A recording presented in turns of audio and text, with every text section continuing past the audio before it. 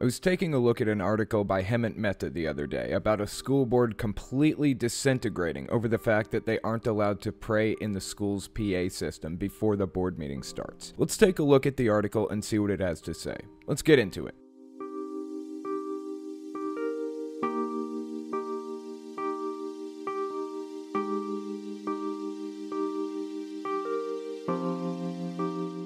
Before we take a look at the article, let me just say that I know a lot of my audience is Christian, surprisingly. I want to make it clear that I have absolutely nothing against Christians, but I want you to go into this video with an open mind. Try to understand where I'm coming from here. I appreciate the fact that you guys are here fighting at my side against destructive cults. I can't do this alone, and the fact that you're here significantly increases our chances of making real change among Jehovah's Witnesses. This isn't really my YouTube channel when it comes down to it, because it wouldn't exist if nobody was here listening. I remember years ago I was sitting in a hotel room with Genetically Modified Skeptic. We were attending a conference together, and we were talking about people identifying as their YouTube personas. Like, I'm not Telltale, I'm Owen. At the time, I felt like it was important to make the distinction between the two, because all day I hear people tell me how much my channel helped them, or I'll hear people tell me how completely full of shit I am. It's a constant influx of information, and the moment you start identifying as Genetically Modified Skeptic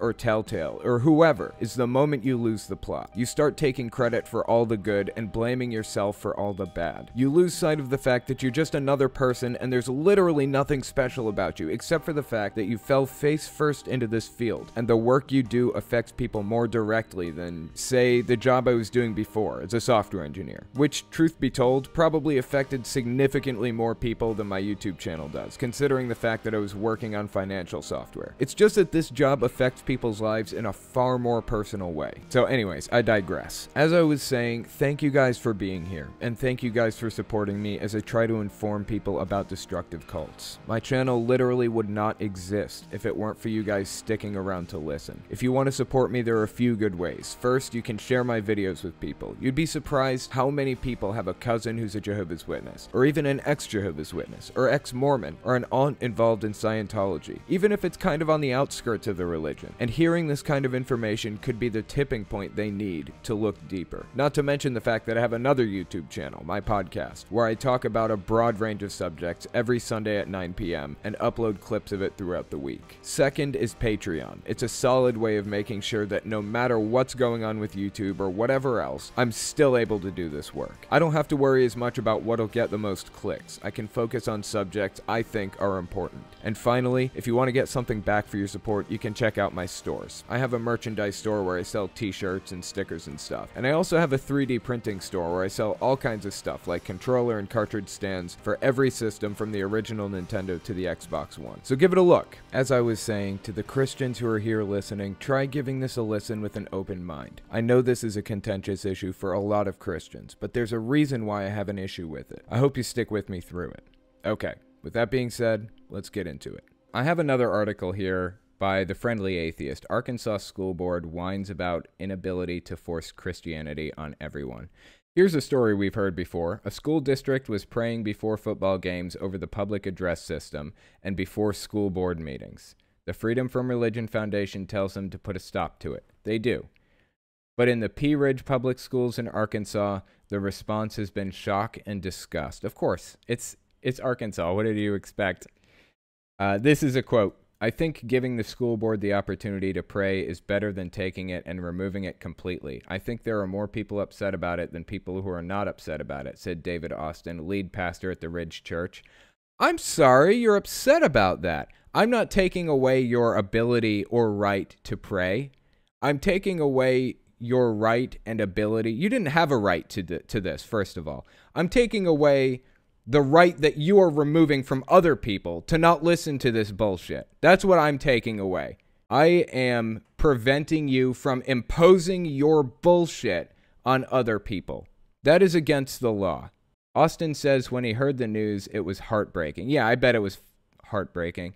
Everyone has a right to pray or not to pray, Austin said. Yeah, you do. You can pray as much as you want to yourself, but you can't impose it on me or students. Can't impose it on other people, and you shouldn't impose it on other people. It's wrong. David Austin is not a smart man. Either that or he's a liar. No one has taken away anyone's right to pray. What Austin needs to explain is why God is too weak to hear those prayers unless he hijacks the public school system to force them upon everyone. Exactly. Why do you have to do it through the public school system? There's literally no reason for it except to try to evangelize and convert people and make Christianity more accepted and loved by others. You can't use the public school system to push your stupid bullshit religion. You can't do it. It's against the law. The school board president isn't helping the situation either. Rather than saying we screwed up, now we're going to fix it, he's blaming FFRF for calling out their illegal actions. I know that there's noticeably something absent from this meeting. Traditionally, we've started our meetings with prayer, said Pea Ridge School Board President Jeff Neal at Monday night's meeting. I would say that the board certainly invites the prayers of the community for this district. This is not a decision that we take lightly. However, we have to be cognizant of the taxpayers' money. That's exactly right. You do have to be cognizant of the taxpayers' money. We're not paying for you to sit there and pray into a microphone to get everybody around you involved. If you want to sit there and have a moment of silence where you bow your head and say your stupid fucking prayer, then do it. I'm not going to try to stop you from saying it to yourself under your breath or whatever, but you're not going to broadcast it to everybody around you while I pay for you to do it.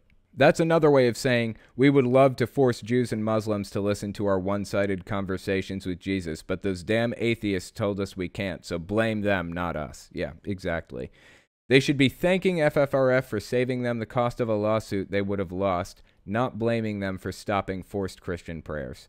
Anyone who wants to pray is welcome to do it on the drive to a game or board meeting, or in their heads during those activities. But unless they want to hear atheists and Satanists and Muslims and a host of other non-Christian groups use the system to advance their own views, they should get over themselves and accept that we don't live in a theocracy. 100% agree.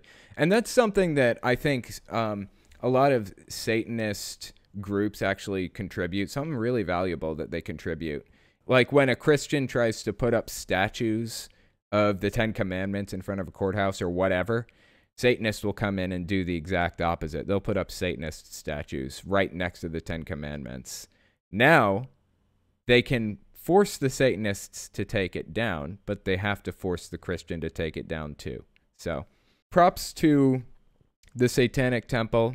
Props to the Church of Satan for doing things like that. Lucian Greaves, I think, is the guy who kind of handles a lot of that, and he's been pretty good about it in the past. If you like what I do and you want to make sure I can continue to do it, you can support me in a few ways. First, you can support me on Patreon. That's probably the best way. But if you want to get something back for your support, you can check out my Teespring. I'm trying to make a shirt design for every cult I've covered. I haven't gotten every one, but I'm working on it. So check it out and see if your cult is up there. Second, you can support me by checking out my game shop. I sell controller, cartridge, and game box stands for every system from the original Nintendo and Sega Game Gear to the Xbox One and Nintendo Switch. So give that a look too. And finally, if you want to support me in some way other than monetarily, you can check out my other YouTube channels. I have a retro game channel where I answer questions like, why does Shy Guy have a mask? And why are CRT TVs the best way to play retro games? I also have the podcast where I talk about stuff I don't feel I can say on a monetized channel. And finally, I have my main channel where I talk about cults. I wish I didn't have to worry about dancing around subjects carefully in the first place, but I chose to do this as a full-time job, so unfortunately I rely on YouTube's AdSense and on the support of patrons to continue doing the work I do. Anyways, check me out in all those places if you haven't already. Thanks for listening, guys.